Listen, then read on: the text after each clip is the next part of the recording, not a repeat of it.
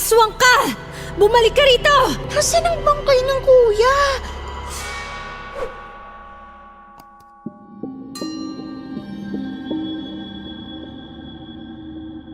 Isang mapagpalang gabi, Sir Marville.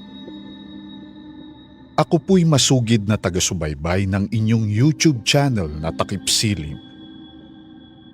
Tawagin niyo na lang po ako sa pangalang Ravina. 50 anyos na po ako ngayon.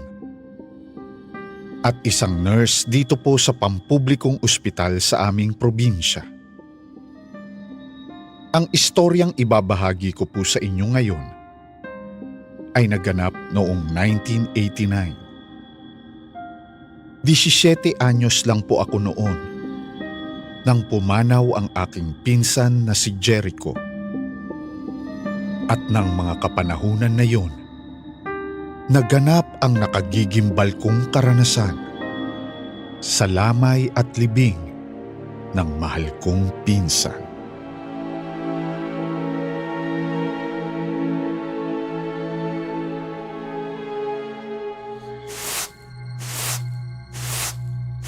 Ravina, bakit ka nagwawalis? Siyang daling. Marami na po kasing alikabok at kalat kaya naisipan kong magwalis-walis. Dito ka pa nagwalis sa harapan ng kabaon ng Kuya Jericho mo. Masama yan! Itigil mo yung ginagawa mo. Bakit masama, Chang? Ang sabi sa pamahiin, kapag may lamay daw ng patay at nagwalis ka, para mo na ring itinaboy ang kaluluwa ng namatay at isinasama mo sa kanya ang kaluluwa ng kanyang mahal sa buhay. Totoo po ba yun, Chang? Totoo. At saka, bakit basa ang buhok mo? At mukhang ang linis-linis mo. Naligo ka ano? Opo, kakaligo ko lang, Chang. Darating kasi si Jocelyn, yung ex-girlfriend ni Kuya Jericho. Nakakaya naman kung haharap ako sa kanya na madungis at may amoy. Gaga ka talagang bata ka. Masamang maligo kapag may lamay sa pamilya. Payat ka na nga. Pinapaanod mo pa sa tubig yung amoy mo na minahal sa'yo ng yumao. Iligpit mo na yung walis na hawak mo. Opo, Chang. Ay! Romy, Nardo, uwi na kayo? Dalhin nyo na yung tinapay at kape. Sayang naman kung iiwan nyo. Ravina, ano bang pinagsasasabi mo dyan? Romy, Nardo, iwan nyo yan tinapay at kape na hawak ninyo. Masamang mag-uwi ng pagkain mula sa lamay. Matandang pamahiin yan na kailangan nating sundin. Pasensya na. Sige na, Romy, Nardo. Mag-ingat kayo sa pag-uwi. Sandali lang, Chang. Ihahatid ko na sila sa sakayan ng tricycle. Ravina, bawal maghatid ng mga taong galing sa lamay. Gusto mo bang malasin tayo? Chang, daling naman. Gusto ko lang magpasalamat sa pakikiramay nila.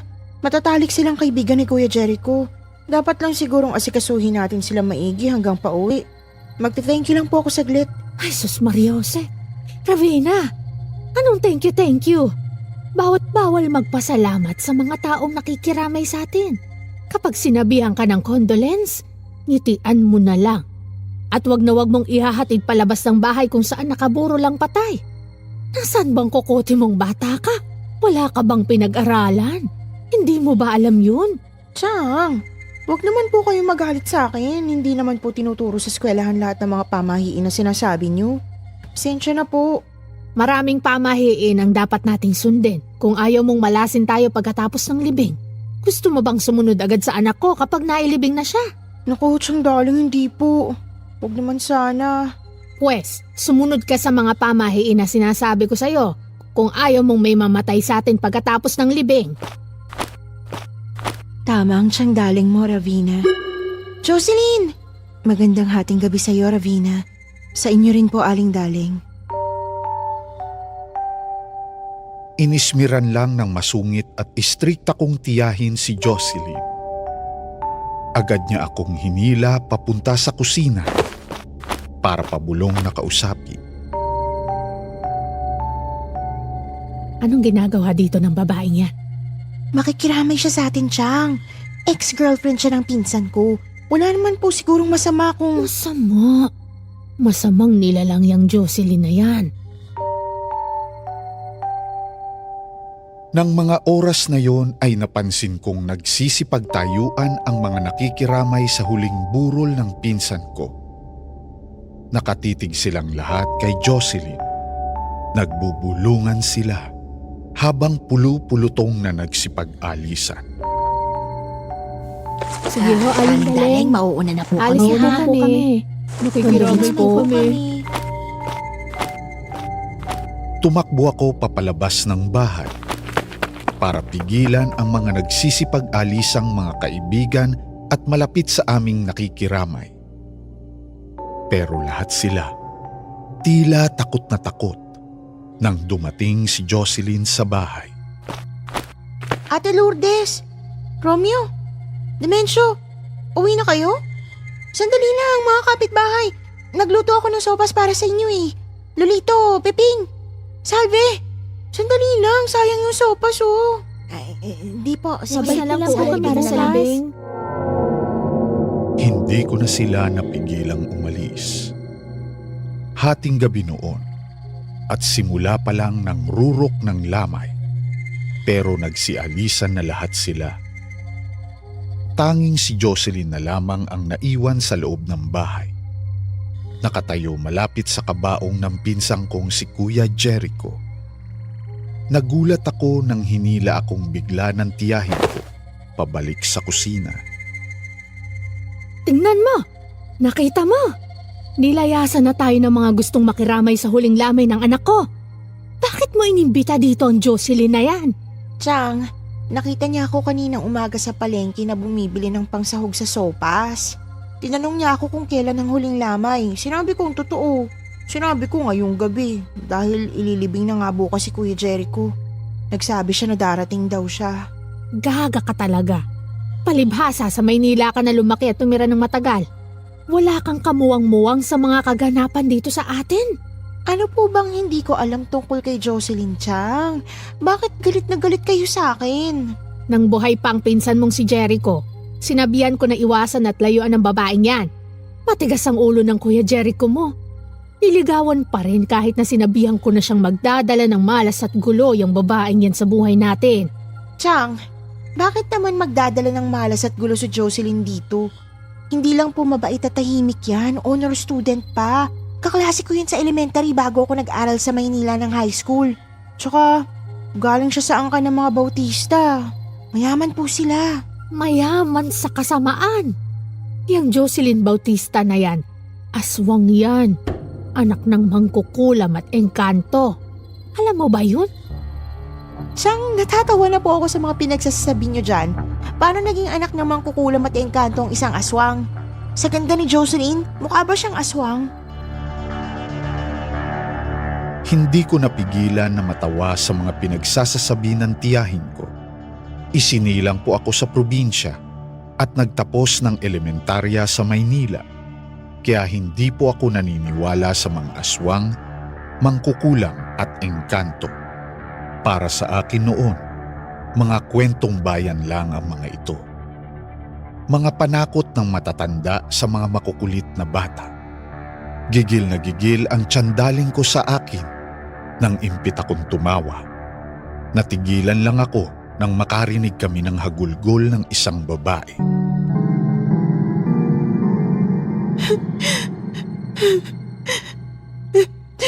Jericho, bakit mo ko iniwan? Kahit nakipaghiwalay ka sa akin, ikaw pa rin ang laman ng puso ko. Mahal na mahal kita. Hindi kita hahayaang mawala sa akin. Jericho.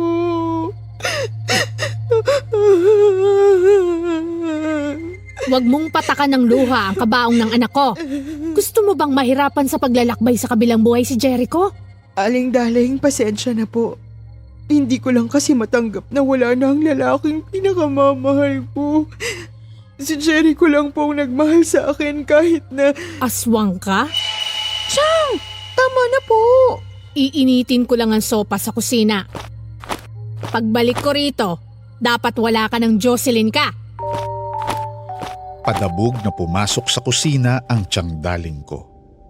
Pinilit kong ngumiti kahit na alam ko na medyo awkward na ang sitwasyon. Pinaupo ko si Jocelyn malapit sa kabaong ng pinsan ko. Mugtong-mugto ang mga mata niya. Jocelyn, pasensya ka na sa tiyangdaling ko ha. Naiintindihan ko siya. Masungit talaga yan. Bata pa lang ako, strict at seryoso na sa buhay yan. Old school kung tawagin nila sa Maynila. Superstitious ang Tiyang Daling, bata pa lang ako. Mahilig maniwala sa mga pamahiin. May mga pamahiin na totoo, Ravina. Naniniwala ka sa mga pamahiin sa Lamay? Oo.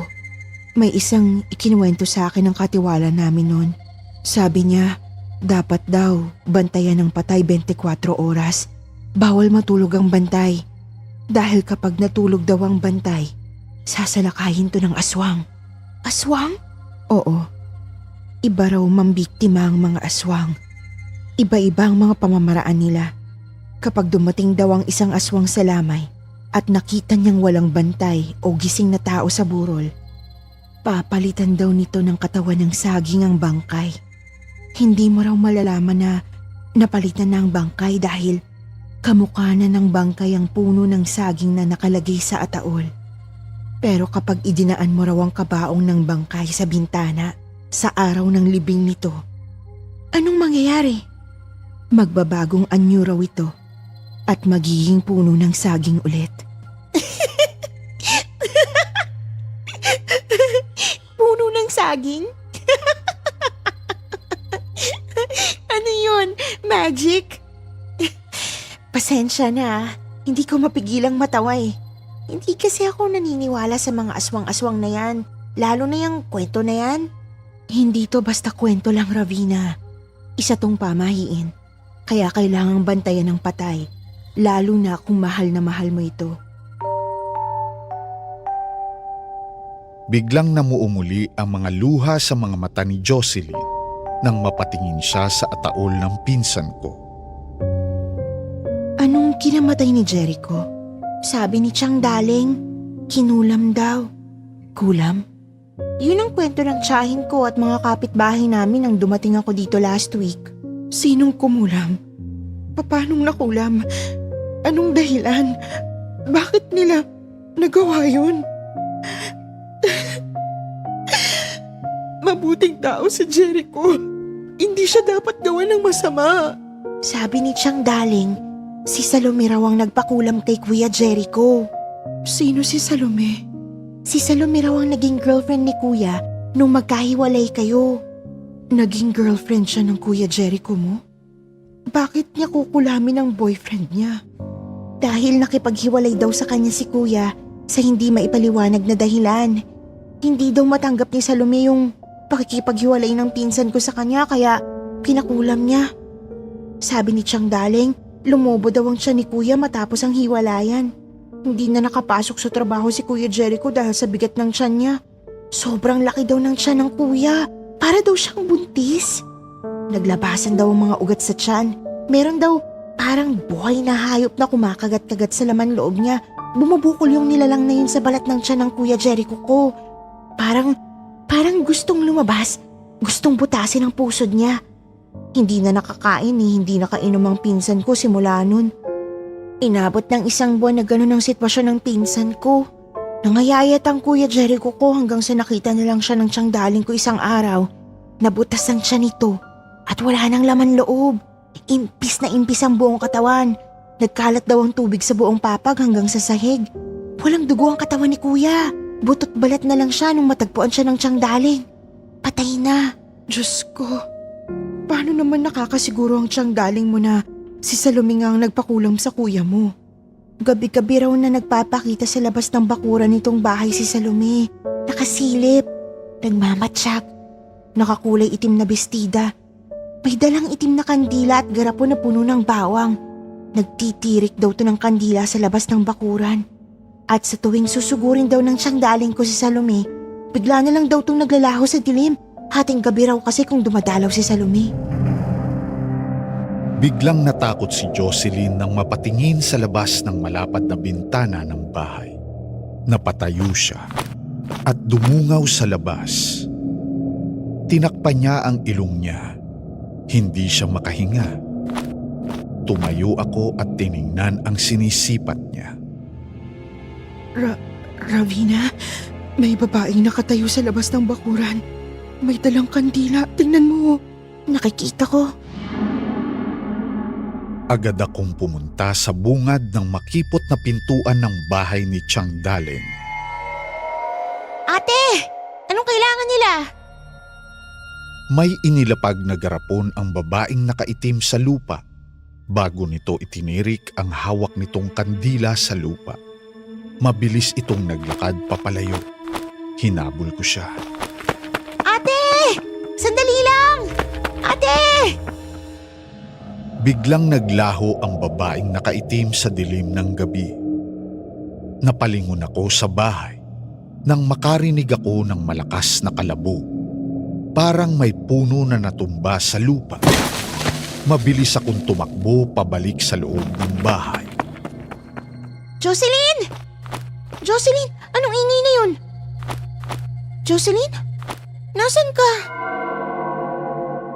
Nang hilakbot ako nang mawala si Jocelyn sa loob ng bahay. Dumungaw ako sa labas ng bintana, pero wala siya doon. Pumasok ako sa nag-iisang silid ng bahay, pero wala doon si Jocelyn. Hinanap ko siya sa loob ng kusina, pero wala rin siya doon. Chang! Chang, darling, gising! Huh? Sunog na yung sopas na iniinit nyo. Punyeta! Nakatulog ako! Ay, Diyos ko. Nandyan pa ba yung buwisit na babaeng bisita mo? Si Jocelyn? Hindi ko na nga po makita eh. Anong hindi mo makita? May nakita kasi akong babaeng nakaitim na nagtirik ng kandila sa labas ng bakuran. Pinuntahan ko para kilalanin yung babae pero mabilis na lumakad papalayo eh. Si Salome! Sigurado kayo? Mabilis na lumabas ang Chang Daling papunta sa bakuran. Hindi ko na siya sinundan pa dahil naagaw ang atensyon ko nang biglang gumalaw ang kabaong ng pinsan ko. Natakot ako, pero buong tapang akong lumapit sa ataol.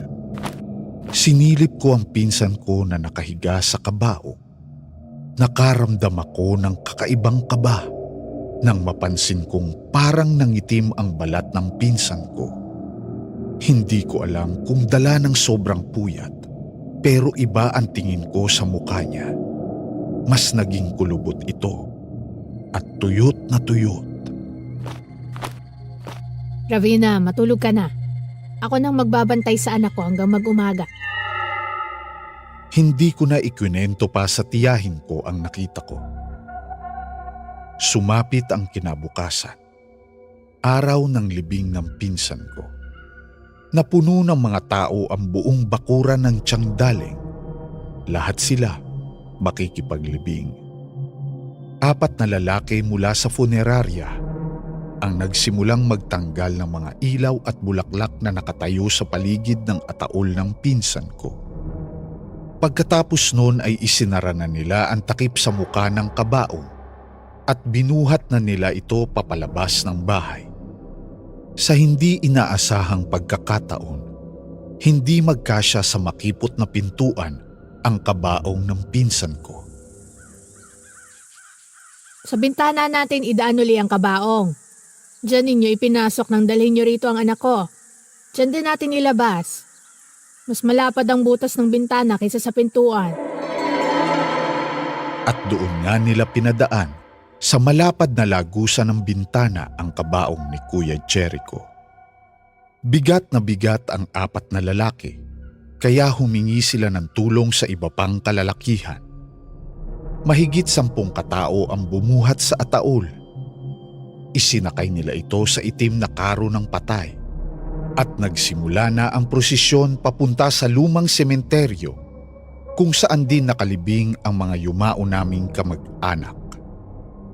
Nang dumating kami sa puntod kung saan nakahanda na ang hukay na paglilibingan ng pinsan ko, ay may napansin akong babaeng nakaitim na bestida at belo na nakatayo sa ilalim ng puno sa hindi kalayuan. Napalingon ako at nakita ko si Jocelyn na nakatayo sa pinakalikuran. Nakaputi ito mula belo hanggang sapatos.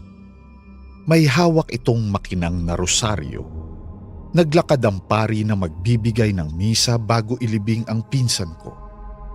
Inutusan niya ang isang lalaki na taga-funeraria na buksan ang takip ng kabaong. Nakatayo kaming dalawa ng tiyangdaling malapit sa pari na nasa harapan ng ataol. Laking hilakbot naming magtiyahin nang buksan na ang takip ng kabaong. Napaatras ang pari at natapakan pa nito ang paa ng tiyangdaling. Ano yan? Bakit puno ng saging ang laman ng kabaong ng anak ko? Nasaan ang bangkay ng kuya? Biglang tumakbo ang babaeng nakaitim pasugod sa amin. Mabilis itong sumilip sa loob ng kabaong. Nagngingit-ngit ito sa galit. Jericho! Jericho! Jocelyn! Ibalik mo ang katawan ng mahal ko! Salome! Ikaw bang may kagagawa nito? Nagkasigawan at tilian sa puntod ng Kuya Jericho ko nang takbuhin ng babaeng nakaitim na nagngangalang Salome, ang babaeng nakaputi na si Jocelyn. Mabilis na sinabunutan ni Salome si Jocelyn. Aswang ka! Anong ginawa mo sa bangkay ni Jericho? Bitawan mo ko! Hindi mo siya mahal! Ang katawan niya lang ang gusto mo! Huwag mong ipagkailang aswang kang babae ka! Mabilis na nabitiwan ni Salome ang nakapusod na buhok ni Jocelyn nang kagatin siya nito. Napigtal ang makinang na rosaryo na hawak ni Jocelyn. Agad na hinugot ni Salome ang bugkos ng bawang sa bulsa niya at iwinasiwas ito sa muka ni Jocelyn.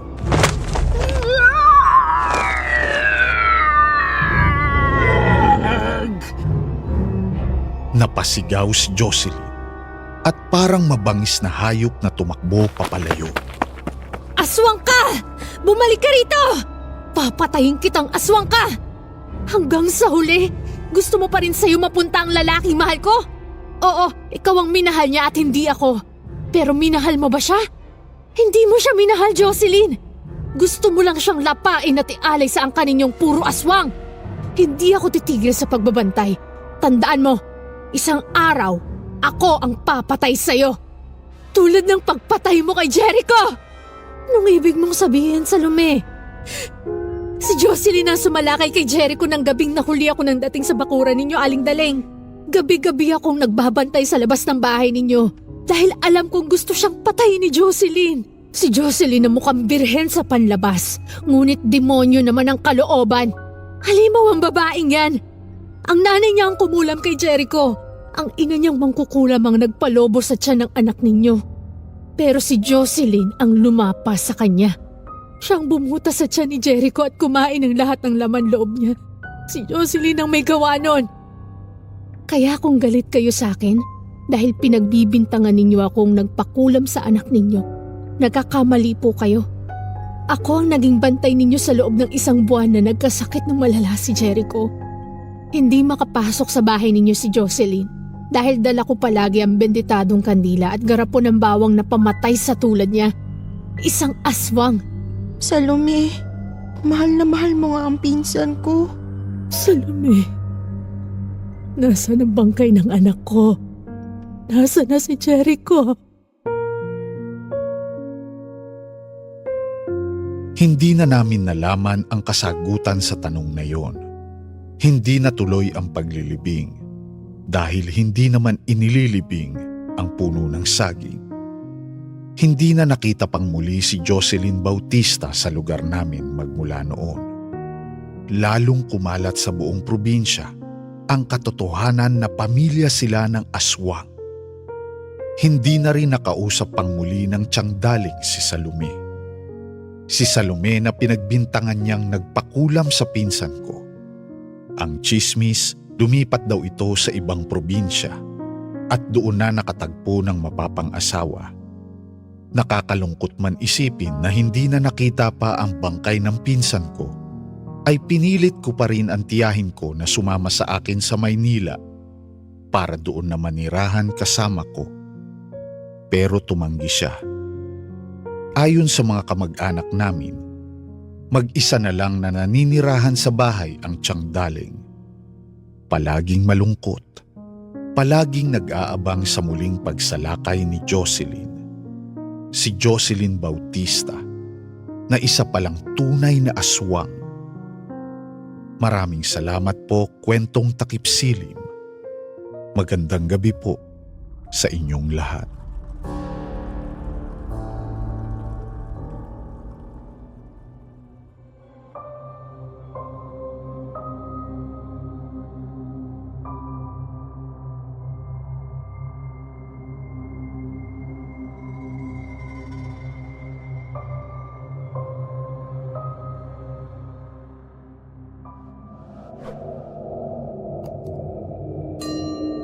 Magandang gabi, Sir Jupiter.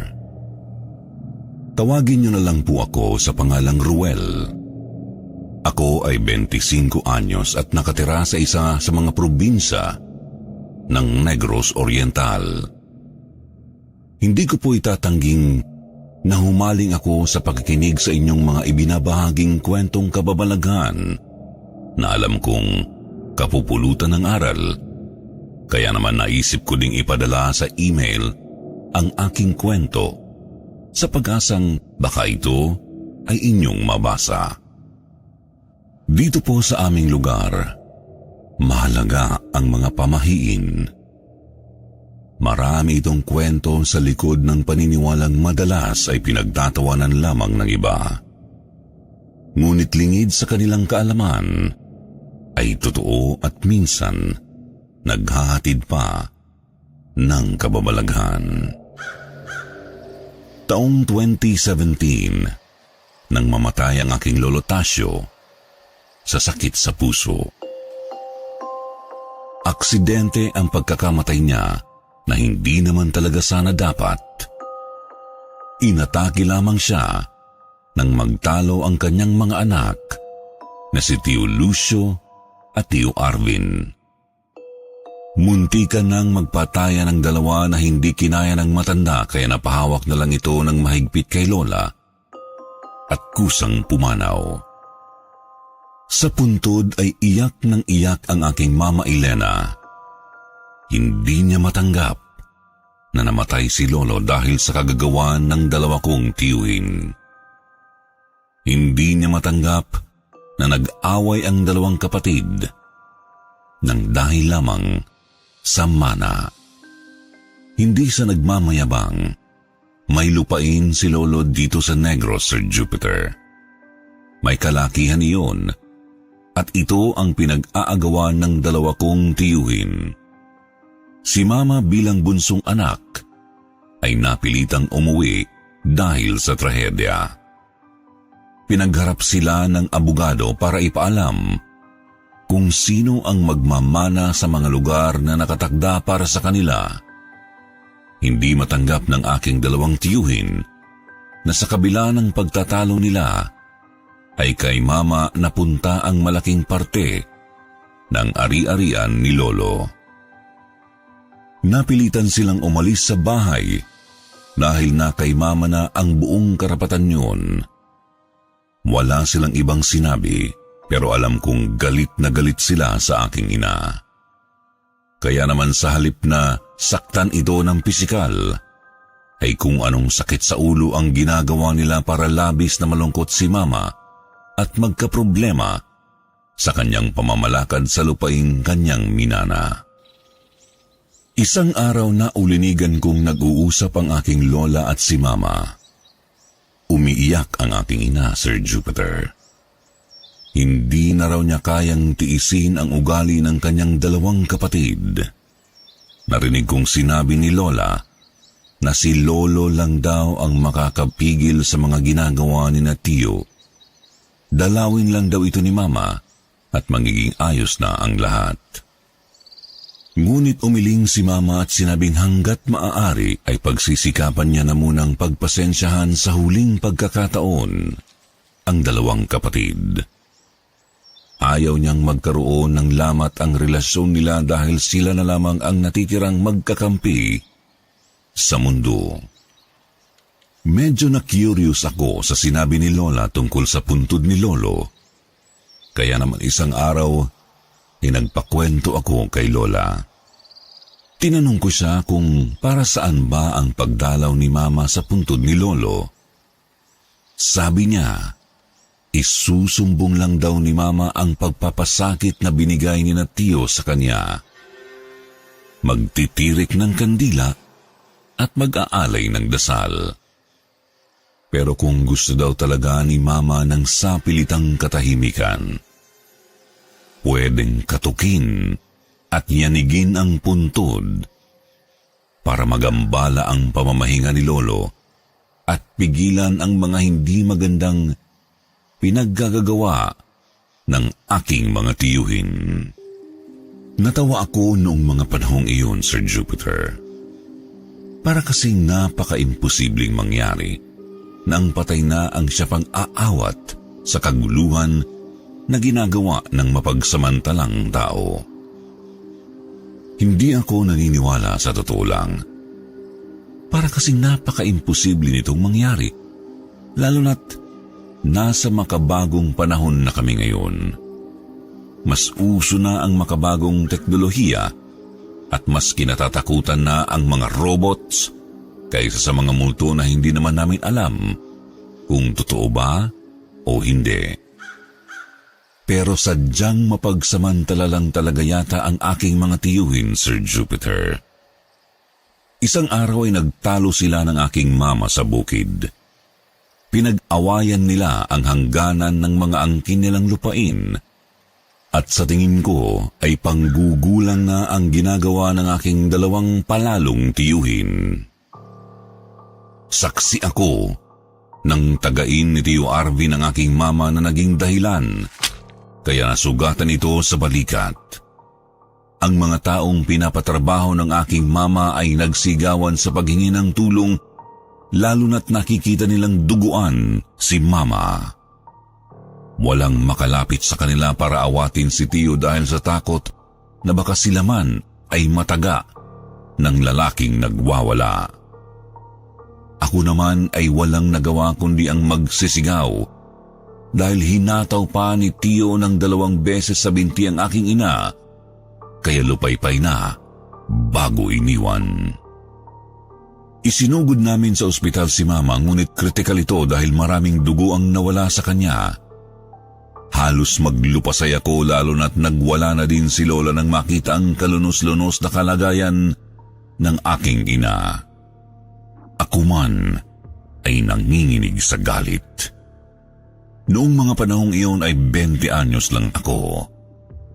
Kulang sa tapang at pananalita, pero sa totoo lang, galit na galit ako. Bigla kong naalala ang kwento ni Lola tungkol sa pagkatok sa puntod ni Lolo Sir Jupiter. Hindi naman talaga ako naniniwala. Pero sa mga panahong iyon ay wala akong ibang naisip kundi ang magantihan kaagad ang aking walang awang tiyuhin. Dala ang kandila ay nagtirik ako sa puntod ni Lolo at niyanig ang kanyang himlayan. Kinatok ko ang haligi ng kanyang musuleo at inalog-alog sa lakas na alam kong ang kahit sinong normal na taong natutulog ay tiyak na magigising. Naglulupasay akong humingi ng tulong kay Lolo kahit na hindi ko alam kung may mangyayari ba sa pagtawag ko sa kanya. Labis ang sakit at lungkot na aking nadarama. Kaya naman humantong ako sa pagsasabi ng kung ano-anong mga bagay na alam kong nasasabi ko sa harapan ng puntod ni Lolo. Matapos yun, ay malungkot na umusad ako sa aking pang-araw-araw na gawain, Sir Jupiter. Pinaghahanap ng mga pulis si Tio Arvin, pero hindi ito makita. Talagang nagtatago siya na alam kong alam ni Tio Lucio, pero pinagtatakpan niya lang ito. Isang gabi, malungkot akong namintana nang manlamig ang aking buong katawan. Ang mga tao kasi sa amin ay hindi mahilig sa sementeryo, Sir Jupiter. Kaya karamihan sa mga lumisa naming mga kamag-anak ay sa mga lupa lamang naming pagmamay-ari nililibing. Tanaw ko sa bintana ang munting liwanag na nagmumula sa puntod ni Lolo, Sir Jupiter. Hindi ko alam kung may nagtitirik ba ng kandila pero imposibleng may gumawa pa ng ganoon sa ganitong 10 oras na ng gabi. Noong una ay hindi ako natakot, ngunit habang tumatagal ay hindi na ako mapakali.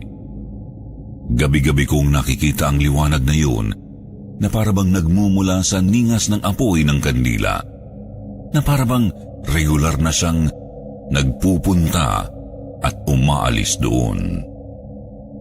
Naisipan kong matyagan sa malapitan ang nasabing liwanag para malaman kung ano ang dahilan nito. Kagaya ng nakikita ko sa liwanag, ganoon din ang nakikita ko sa malapitan. Ngunit may nagdagdag, Sir Jupiter. May nakikita akong bakas ng paang bumabakat sa sementadong puntod, pababa sa lupa, pero wala namang tao. Doon ko na naramdaman ang matinding kilabot na ngayon ko lang naranasan. Nanlalamig ako na nanginginig at halos mabingi sa lakas ng kabog ng aking dibdib. Tila ba ang bakas na nakita ko ay nagmula sa ilalim ng hukay at lumabas sa puntod para magpunta sa lugar na hindi ko tiyak kung saan. Kumaripas ako ng takbo, Sir Jupiter, at hintakot na nagtago sa aking kwarto. Hindi ko alam kung ano ang aking nakita, pero sigurado akong may hatid iyong hindi magandang premonisyon sa aming lahat. Gabi ng Agosto 2018 nang makarating sa amin ang isang nakahihindik na balita. Sinusubuan ko ng lugaw ang aking nagpapagaling na ina nang humahangos na dumating sa aming bahay si Tio Lucio. Sabi niya, natagpuang nakabigti si Tio Arvin sa tinutuluyan nitong kamalig at yakap-yakap ang isang sulat na para daw sana kay Mama. Ang nakapaloob sa sulat ay isang paghingi ng tawad ni Tio sa ginawa niya kay Mama at sa pagmamakaawa kay Lolo na sana ay tigilan na siya. Hindi umano siya makatulog dahil araw-araw at oras-oras na lamang daw itong nagpapakita sa kanya. Hindi ako nakapagsalita matapos ang ibinalita ni Tio Lucio. Pakiramdam ko ay malaki ang naiambag ko sa kamatayan ng aking tiyo. Lalo na't ako ang gumambala sa nakahimlay ng yumao kong si Lolo Tasio. Mula noon ay hindi ko na nakita ang liwanag na nakikita ko sa kanyang puntod tuwing gabi. Kaya naisip ko, mukhang ginawa ni Lolo ang lahat para magtanda ang anak niya na huwag pasakita ng kapatid nitong maayos lang namang naghahanap buhay.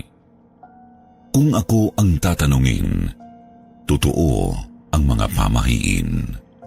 Kung susundin lang natin, ay maiiwasan natin ang mga kapahamakan na nakaatang sa atin.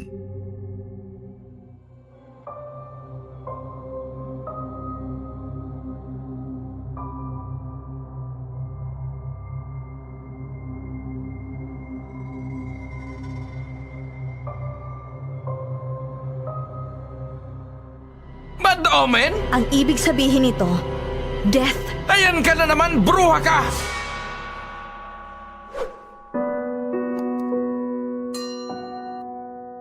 Magandang gabi po.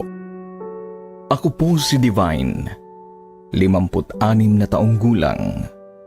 Dating manunulat sa isang hindi sikat na publishing house ng pocketbooks noong dekada 90. Ang kwentong isasalaysay ko sa inyo ngayon ay totoong nangyari sa buhay naming magkaibigan. Mga pangyayaring sunod-sunod na dumating sa amin na hindi namin maipaliwanag. Itago na lang natin ang kaibigan ko sa pangalang Clarita. Mga bata pa lang kami ay malikot na ang imahinasyon ni Clarita. Marami siyang mga pinaniniwalaan na para sa akin ay hindi normal para sa lahat ng tao. Maaga siyang namulat sa astrology, numerology, feng shui, tarot card reading, at kung ano-ano pang superstitious beliefs. Pareho ang aming paaralan na pinasukan simula elementary hanggang college. At nang kami ay makapagtapos ng kolehiyo, kapwa kami nag-apply bilang manunulat ng romantic novels sa isang publishing house na pagmamay-ari ng lalaking itago na lang natin sa pangalang Mr. Matias.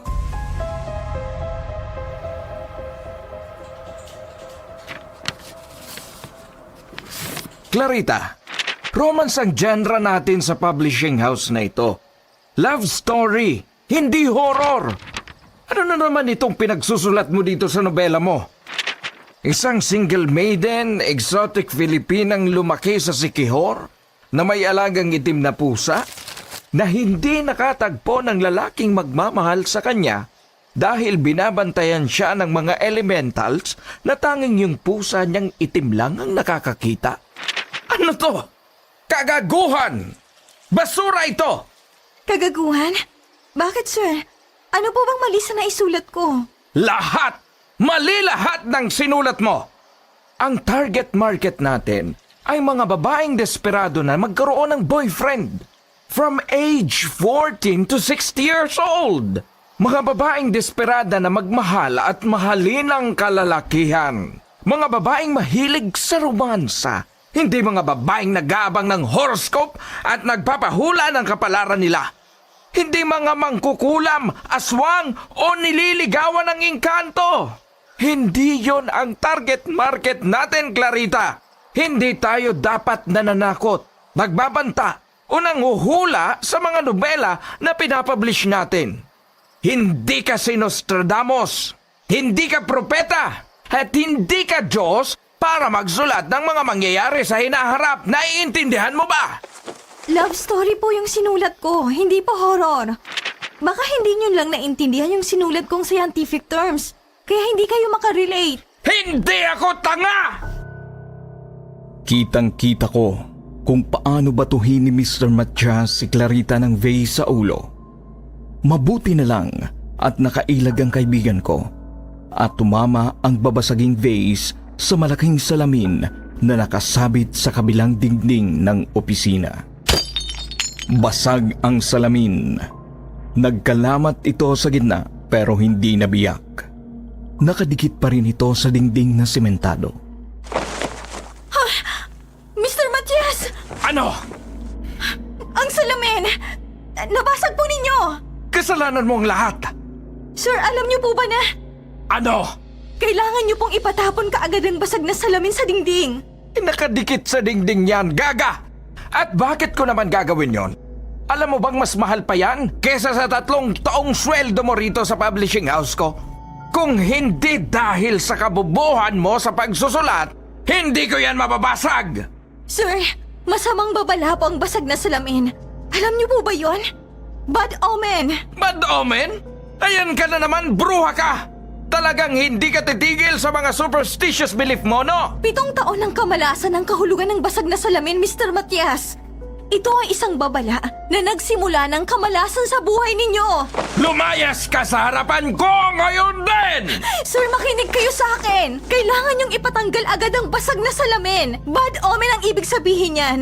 Kailangan niyong mag-ingat, Sir Matias. Leche! Baliw! Layas! You're fired! Po? Gulat na gulat ako sa narinig ko mula sa boss namin. Nasa labas ako ng opisina, pero dinig na dinig at kitang-kita ko sa transparent na glass wall ang galit niya kay Clarita. Hindi rin makapaniwala si Clarita na tinanggal siya sa trabaho dahil sa basag na salamin na hindi niya naman kagagawan. Luwaang kinuha ni Clarita ang mga gamit niya at mabilis na lumabas ng opisina. Pagkalipas ng halos 1 buwan, nagmamadali akong pumunta sa bahay ni Clarita isang umaga. Sandali! Sino ba yan? Clarita! Buksan mo tong pinto! Oh, Divine! Anong ginagawa mo dito? Hindi ka pumasok? Nasunog ang publishing house kanina madaling araw. Ha? Ang masaklap nito, kasama si Mr. Matias sa natupok ng apoy. Divine? Nagsasabi ka ba ng totoo? Patay na si Mr. Matias. Ligtas ang lahat ng empleyado. Siya lang ang namatay. Ano? Paano nangyari? Madaling araw nang may arsonista raw na nagbato ng mga bote ng gas sa building. Bigla na lang nagliyab ang lahat ng floors. Nakatakbo ang mga nagpupuyat na writers. Pero si Mr. Matias, tulog na tulog sa opisina niya. Nakalak pa raw ang pinto, kaya hindi siya magising ng mga assistants niya. Diyos ko! Ang nakakakilabot pang balita, Clarita. Sabi ng mga bumbero na rumisponde, yung salamin sa dingding na bato, nandun pa rin hanggang ngayon. Hindi pa rin nababasag ng tuluyan. Pero ang bangkay ni Sir Matias, abo na! Dahil sa aksidenteng nangyari na yon, ay nawala na rin ako ng trabaho. Tuluyang nagsara ang publishing house at marami sa aming mga nobelista ang hindi nabayaran. Doon lang namin napag-alaman mula sa mga lawyers na napakarami palang pinagkakautangan ni Sir Matias sa mga negosyante ring tulad niya. At ang main suspect na arsonista ay pinadala raw ng isa sa mga pinagkakautangan ni Mr. Matias.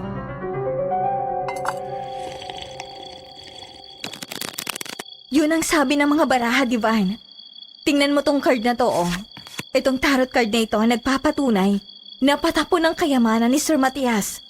Maraming pumapasok na yaman, pero hindi siya marunong mag-manage ng pera ng kumpanya. Full-time manghuhula ka na ba ngayon? Seryoso ka ba, Clarita? Kailan naman kita niloko? Tingnan mo naman tong tarot card na to, oh. Ang ibig sabihin nito, death o kamatayan. Yung basag na salamin, sinyalis na yon na mamamatay si Mr. Matias. Naagapan niya sanang kamatayan niya kung pinatanggal niya agad yung salamin sa dingding. Totoo ba ang pamahiin na yun? Hindi yun pamahiin, Divine. Magkaibang pamahiin sa bad omen. Ang omen ay isang babala, isang senyales. Maaaring good, pwede ring bad. Parang luck? Parang karma. Pwedeng good, pwedeng bad. Ganon din ang omen. Naalala mo pa ba yung Kuya Topper ko? Yung Kuya Topper mo na nagtrabaho sa Kuwait? Yung kuya mong nawawala? Oo, si Kuya Topper. Panganay kong kapatid na hindi na umuwi ng Pinas.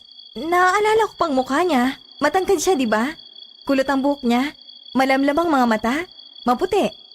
Mukha siyang nerd. Bakit? Naaalala ko kasi noon. Huling Pasko niya sa Pinas bago siya magtrabaho sa Kuwait. Niregaluhan ko siya ng malaking wall clock na may alarm. Imbis na matuwa, nagalit sa akin at itinapon yung malaking clock na regalo ko sa kanya. Malamang. Alam mo ba ang ibig sabihin nun? Kapag nagregalo ka ng orasan sa taong mahal mo, Ano? para mo na ring inurasan at tinaningan ang nalalabi niyang oras at panahon dito sa mundo. Kamatayan ng kahulugan nun.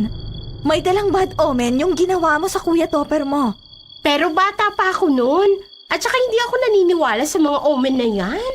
Wish ko lang na mahanap niyo pa ang Kuya Topper mo. 20 years na walang communication. Parang malabo na. Tinanggap na rin namin sa pamilya. Huwag kayong pakasisiguro. Hindi natin alam ang twist ng istorya. Hindi tayo nagsusulat ng romance novel dito, girl, ah. Ano ka ba? Topas? Topas? Tigil nga sa kakakahul mo dyan. Gabi na, oh. Magrereklamo na naman ng mga kapitbahay natin. Baka may tao sa labas. Galit na galit yung kahul niya eh. Di mo ba naririnig? Sandali nga, Divine. Titingnan ko lang. Topas? Tinotopa ka na namang aso ka, ha? Sino ba yung kinakahulan mo dyan sa dilim? Biglang natahimik si Clarita habang patuloy ang pagkahol ng malakas ng aso niyang Aspin na si Topaz. Tumayo ako sa kinauupuan ko sa sala at pinuntahan ko silang mag-amo sa pintuan. Nadatnan kong nakatitig si Clarita sa gate. Kahol ng kahol si Topaz. Hindi ito mapalagay sa pagsampa sa gate. May tao pa dyan? May bisita ako, Divine. Bisita? Oo, Eh wala namang tao sa gate. hindi siya tao. Isa siyang presensya. Presensya? Oo, presensya. Parang multo o kaluluwa. Isang espiritu. Maaaring isang anghel. Anghel? Hindi ako naniniwala sa mga anghel, Clarita. Si Kuya Topper, siya ang naniniwala sa mga anghel. Yun ang pakiwari ko, Divine. May bumibisita sa akin gabi-gabi. Biglang tumakbo si Topaz sa ilalim ng puno at mabilis itong naghukay ng lupa. Nagmamadali itong makagawa ng malalim na hukay sa ilalim ng puno na nakatanim sa bandang likod bahay, malapit sa puno ng mangga. Topaz, tama na! Itigil mo yan! Bakit naman? Natural lang naman sa aso na maghukay. Lalo na sa mga playful na aso. Hindi mo alam ang sinasabi mo, Divine. Topaz! Hindi ka ba titigil sa kahuhukay mo dyan, ha? Mabilis na kumuha ng walis tambo si Clarita at binambo sa ulo ang alaga niyang aso. Pinaghampas niya ito na parang maliit na batang nakagawa ng matinding kasalanan sa magulang niya. Clarita, hoy! Huwag mo naman saktan si Topaz. Maawa ka naman sa aso. Bad dog! Bad dog ka, Topaz! Bad! Nature na nilang maghukay. Para sa patay. Ha? Alam mo bang bad omen ang mga asong naguhukay ng lupa? Lalo na sa gabi. Ibig sabihin nun, merong mamamatay. Mamamatay? Oo. Hindi niya lang ginawa yan ngayong gabi. Isang linggo niya nang ginagawa tuwing 9:00 ng gabi. Walang mintis. Kaya kung ayaw mong may mamatay na naman nakakilala natin, hayaan mo akong disiplinahin ang sarili kong alaga. Nagngingit-ngit sa galit na iniwan ako ng kaibigan kong si Clarita sa ilalim ng puno. Napatitig na lang ako sa hukay na ginawa ni Topaz. Lumapit sa akin ang kawawang aso at dinilaan ako sa paa bago ako nagpasyang umuwi nung gabi na yon. Maghahating gabi na nang makababa ako ng tricycle na sinakyan ko sa kanto papasok ng village namin. Patawid na ako ng kalsada para umuwi sa bahay nang may isang malaking itim na pusa ang biglang tumawid sa daanan ko. Napatigil ako sa gitna ng kalsada. Tinignan pa ako ng pusa sa mga mata ko bago ito tuluyang tumalilis papalayo. Nakaramdam ako ng kaba. Sa lahat kasi ng bad omen, ang tumatawid na pusang itim sa daanan mo ang alam kong may dalang kamalasan. Yan ang kwento ng Lola Tisha ko nung nabubuhay pa siya. Pero naglakas loob akong umuwi sa amin. Madilim ang daanan paakyat sa bahay. Pero nilabanan ko ang takot hanggang sa... Surprise! Kuya Topper? Nanlaki ang mga mata ko nang makita ko ang kapatid kong lalaki na halos 20 years nang hindi umuwi mula sa abroad. Nakaupo siya sa tumba-tumba ng Lola Tisha namin at himas-himas ang isang itim na pusa. Ito yung pusa na nakita kong tumawid sa gitna ng kalsada kanina. Kuya! Ngayon lang ulit tayo nagkita tapos iiyak ka pa. Hindi ba dapat matuwa ka? Ang tagal nating hindi nagkita. Halos 20 years ka naming hinanap. Pero wala kami nakuha balita mula sa iyo sa Kuwait. Kumusta ka na? Sandali. Paano ka nakapasok sa bahay? Alam ba nila tatay na nandito ka? Sinulatan mo ba sila na uuwi ka na? Ano? Paano ka nakarating dito? Kuya Topper, miss na miss ka na namin. Oh, iiyak ka na naman. Huwag ka na nga umiyak. Nandito na ako. Pinag-uusapan ka lang namin ni Clarita kanina. Sila tatay bang nagpapasok sa'yo dito? Kuya, ang tagal mong nawala. Akala namin matagal ka nang... Patay? Hindi ako nakakibo. Tumayo ang panganay kong kapatid na si Kuya Topper at pumasok sa loob ng banyo. Hindi ko maiwasang hindi mapatitig sa kanya. Hindi nagbago ang itsura niya. Parang hindi siya tumanda. Napatitig lang ako sa kanya habang papasok siya ng banyo. Maya-maya pa ay nilapitan ako ng itim na pusa na himas-himas niya kanina. Marahan itong pumulupot sa mga paa ko. Kiniskis nito ang ulo niya sa bukong-bukong ko. Marahan kong dinampot ang pusa at kinarga ito. Umupo sa tumba-tumba kung saan nakaupo si Kuya Topper kanina. Pagkatapos ay binulungan ko ang pusang itim. Akala ko magdadala ka ng malas sa buhay ko nang tumawid ka sa daan ko kanina. Natakot ako sa'yo. Mali pala ako. Ikaw bang nagdala sa Kuya Topper ko dito sa bahay? Lumipas ang 30 minuto. Pero hindi pa rin lumalabas si Kuya Topper sa banyo. Tahimik ang buong kabahayan.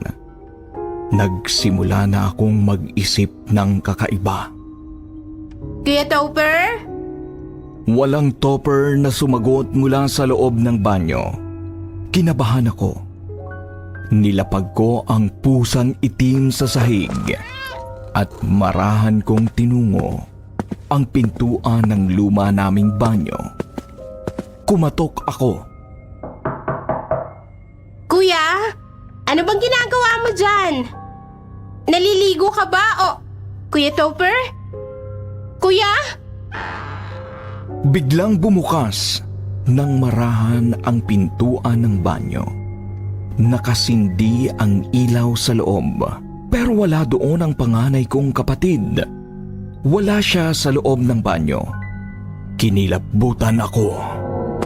Kuya Topper, nasan ka ba? Kuya! Huwag kang magbiro ng ganyan. Nagtatago ka ba? Kuya! Bigla akong napalingon sa sala at nagtayuan lahat ng balahibo ko nang makita kong puno ng halos 30 iba't ibang uri ng pusang itim ang buong bahay namin. Tahimik ang mga ito na nakatitig sa akin. Nanlalaki ang mga umiilaw nilang mata. Oh, Diyos ko! Saan kayo nanggaling? Bakit? Paano kayo nakapasok sa bahay Binuksan namin? ko ang lahat ng mga ilaw sa buong kabahayan para hanapin ang Kuya Topper ko. Pero hindi ko siya natagpuan sa buong kabahayan. Biglang nag-ring ang cellphone ko. Divine! Divine, tulungan mo ako! Clarita? Anong nangyari sa'yo? Bumalik ka dito sa bahay ngayon din. Please!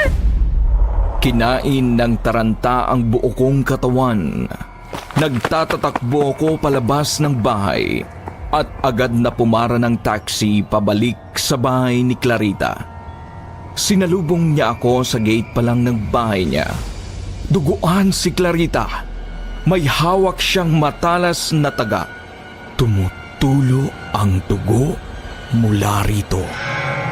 Clarita? Anong nangyari sa'yo?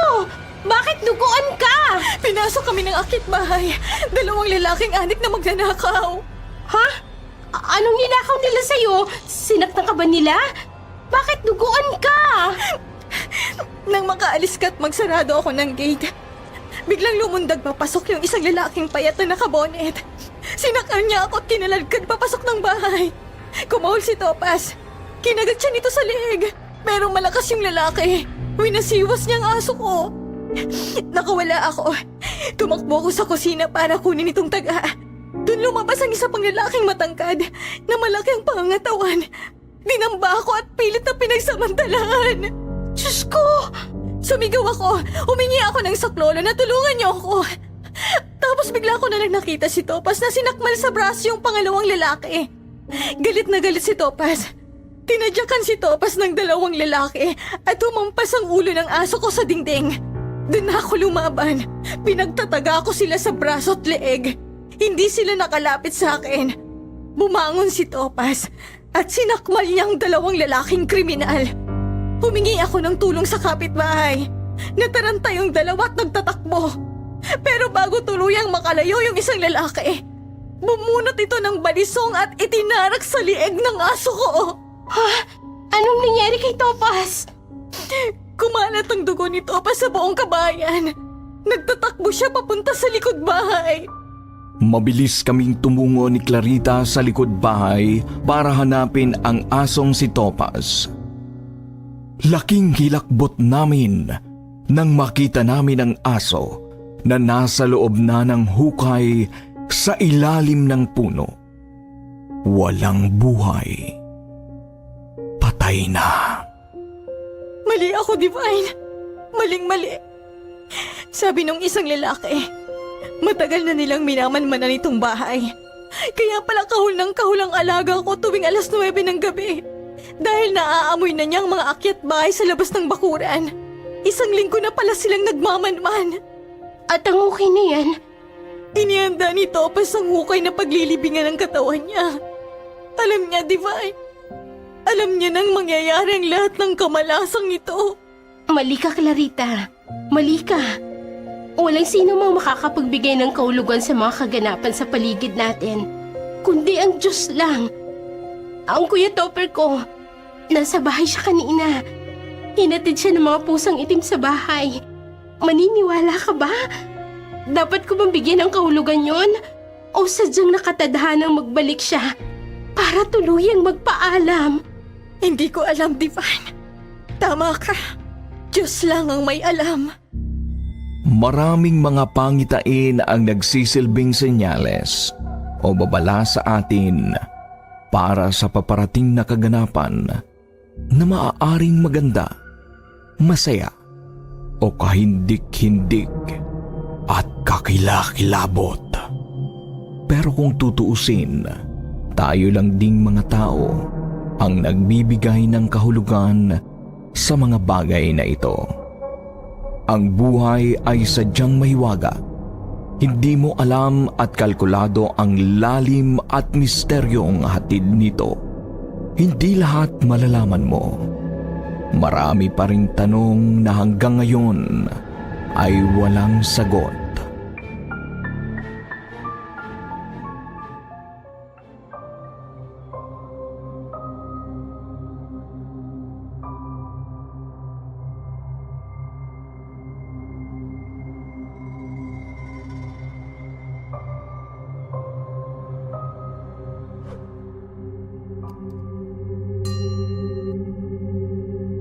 Bawal dumalo sa lamay ang buntis. Magandang gabi, Sir Jupiter. Tawagin niyo na lamang akong Alma. 25 anyos. Ang kwentong ibabahagi ko po sa inyo ay nangyari noong 2015 sa isang probinsya sa Negros Occidental. Nainganyo po akong ibahagi sa inyong channel ang aking kwentong kababalaghan sa pag-asang baka kapupulutan ito ng aral ng inyong suking tagapakinig. Gusto ko pong sabihin na hindi naman masama ang maniwala at sumunod sa mga pamahiin. Minsan kasi may mga pangyayari sa ating mundo na kahirap paniwalaan at ang tanging kaya lamang natin gawin ay magdasal at tawagin ang may kapal. Isa po ako sa inyong mga bagong subscribers at umaasang sana mabasa ninyo itong aking kwento. Alam ko pong masyado ng common ang karanasan kong ito dahil kung pag-uusapan ng mga pamahiin, marami na ang may kabisado niyon. Kadalasan naririnig natin ito sa ating mga lolo at lola, lalo na kapag napagawi tayo sa probinsya. Paliliguan tayo ng maraming pangaral kapag napapansin nila tayo na isa sa mga matitigas ang ulo. Sa aking kaso, umuwi ako sa aming lugar sa kadahilan ng nabuntis ako, Sir Jupiter.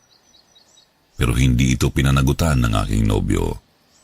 Sa madaling salita ay pinaasa at niloko lang ako, Sir Jupiter.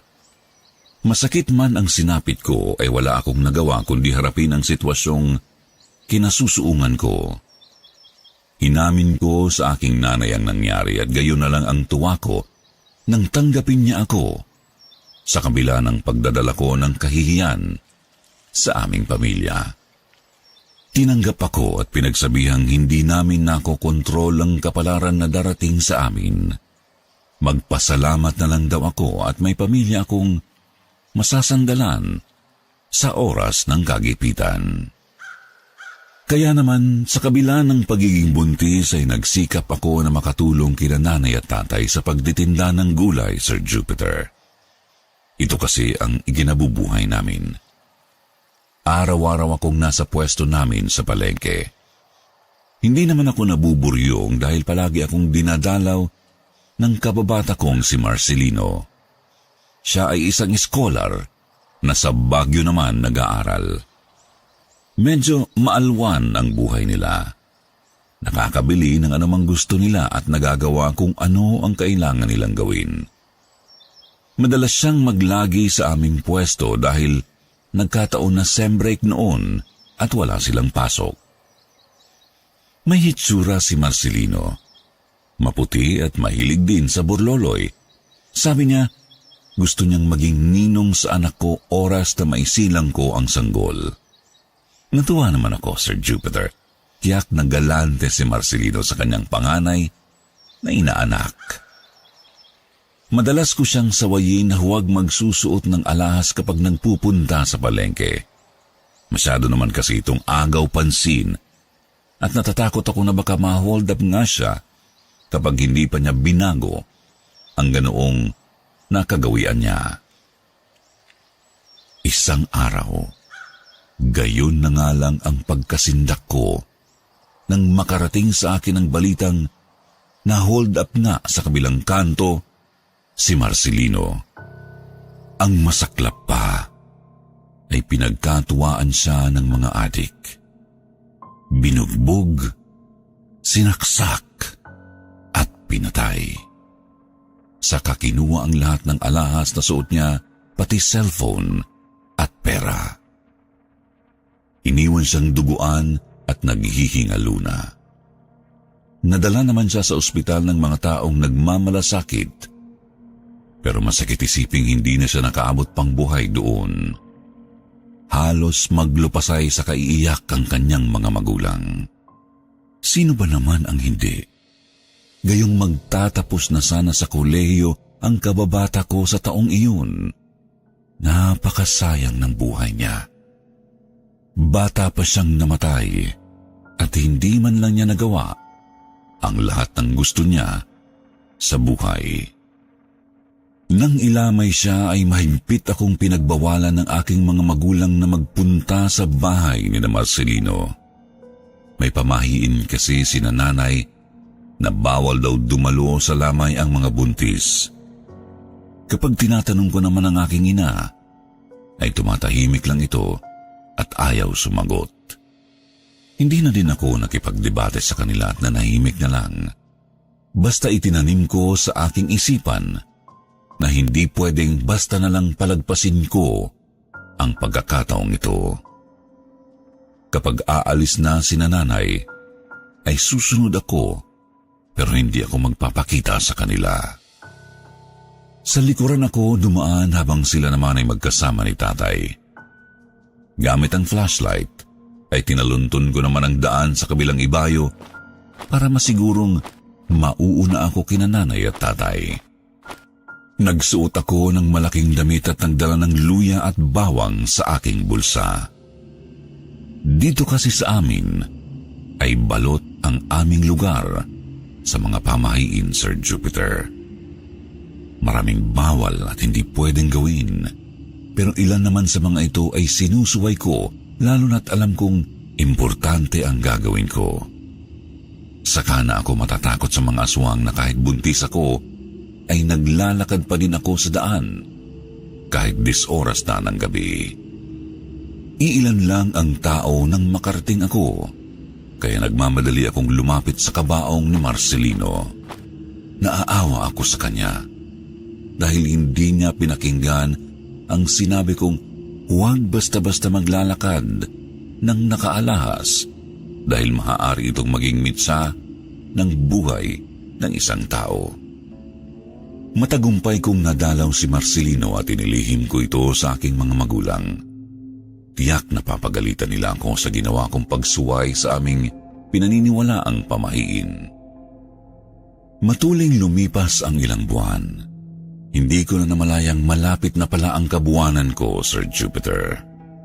May 19, 2015, ng alas 8 ng gabi, nang magsimula akong makaramdam ng pananakit ng aking tiyan. Hindi ko alam kung manganganak na ba ako, pero naihanda ko na din naman ang kakailanganin para sa paglabas ng aking sanggol. Si nanay ay aligagana samantalang si tatay naman ay lumakad para sunduin si Aling Rusing na kumadrona. May kalayuan ang bahay nito, kaya maaga pa lang ay umalis na siya at baka raw mapaanak ako nang wala sa oras. Ako naman ay nagpalakad-lakad lang noon sa salas, Sir Jupiter, nang hindi sinasadyang mapatingin ako sa bintana kung saan may napansin akong isang bulto ng pamilyar na lalaking nakatayo sa madilim na bahagi at nakatingin sa akin. Ipinilid ko ang aking ulo. Imposibleng si Marcelino yun. Alam naman namin na patay na siya, kaya bakit siya dudungaw sa bintana? Baliwalang isinara ko ang bintana at nagtungo sa aking kwarto. Sa pagkakaalam ko, ay nasa kusina si nanay at nagpapakulo ng mainit na tubig para ilagay sa termos. Habang nakahiga, may napapansin akong anino. Pasilip-silip sa aking higaan na parang nakikipagtaguan sa akin. Bumalikwas ako ng bangon at dumagundong sa kaba ang aking dibdib. Hindi ko naiisip noong mga panahong iyon na baka minumulto ako. Kinabahan lang ako, pero hindi naman ako natakot. Mas lamang kasi ang nararamdaman kong sakit sa tiyan, lalo na't alam kong malapit nang lumabas ang baby ko. Para mawala ang aking takot, ay saglit akong pumikit at umaasang mapapawi ang sakit hanggang sa marinig kong tinatawag ang pangalan ko. Nablangko ang aking isipan ng mga oras na iyon, Sir Jupiter. 3 beses tinawag ang pangalan ko at napakapamilyar ang boses nito na parang hindi man lang nagbago sa pagdaan ng panahon. Si Marcelino. Sa 3 beses na tinawag niya ang aking pangalan ay sumugot ako. Kung hindi ba naman para lang akong naalimpungatan.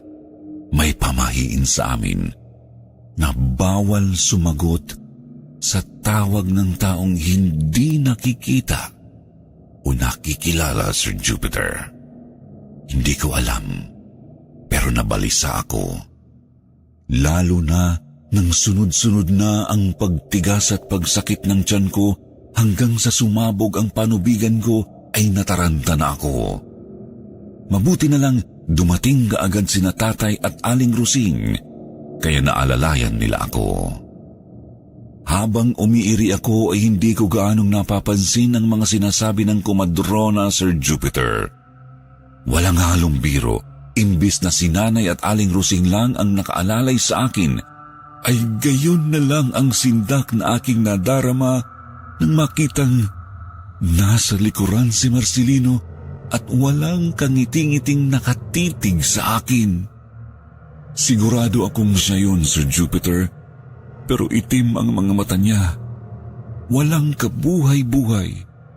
Nararamdaman kong kahit hindi siya nagsasalita ay tinatawag niya ako dahilan para mapatigil ako sa pag-iri at biglang dadalawin ng antok. Narinig kong lumingon si Aling Rosing kay nanay at nagtanong kung may lamay ba akong napuntahan noon na naging dahilan kung bakit ako inaantok sa panahon ng pag-iri. Pumasok kaagad si tatay at iniabot ang lalagyang may pausok na ginupit na telang mula daw sa damit ni Marcelino.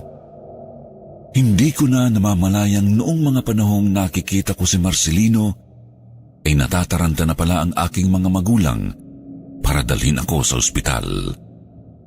Nakalabas na daw kasi ang sanggol pero bigla ang umaakyat ang dugo ko sa ulo dahilan para muntikan na akong mamatay. Mabuti na lang at naagapan nila ang nangyari at nailigtas ako. Nang makauwi ako sa bahay, ay ipinagtapat ko ang ginawa ko kina nanay na ikinaiyak naman niya. Hindi garbo ang pumipigil sa kanila para huwag akong padalawin sa lamay noon ng aking kaibigan, kundi dahil sa ako ay buntis. May sabi-sabi kasi sa mga nakatatanda sa amin na ang buntis na magpupunta sa lamay ay posibleng hilahin ng taong namatay na at isama sa kabilang buhay. Kaya bawal dumalo sa lamay ang mga babaeng nagdadalang tao. Hindi masama ang maniwala sa mga pamahiin. Hindi rin naman sa lahat ay nangyayari ang ganitong sitwasyon. Lamang minsan, kailangan nating bigyang halaga ang mga paniniwala at kaugalian upang tayo ay huwag mapahamak. Maraming salamat po sa pagbibigay ninyo sa akin ng pagkakataong makapagbahagi ng aking kwentong kababalaghan. More power po sa inyong channel at magandang gabi.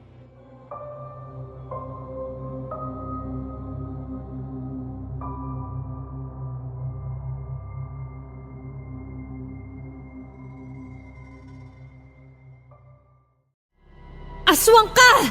Bumalik ka rito! Nasaan ang bangkay